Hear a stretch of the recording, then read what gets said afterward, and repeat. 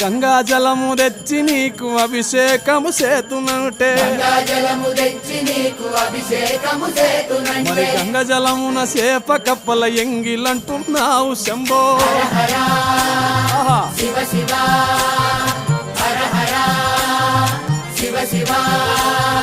సాంబ శివ నీదు మహిమ ఎన్నటికీ తెలియదాయే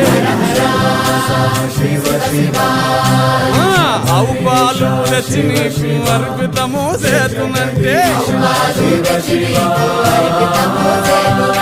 ఆవు పాల లేక దూడల ఎంగిలంటున్నావు శంభో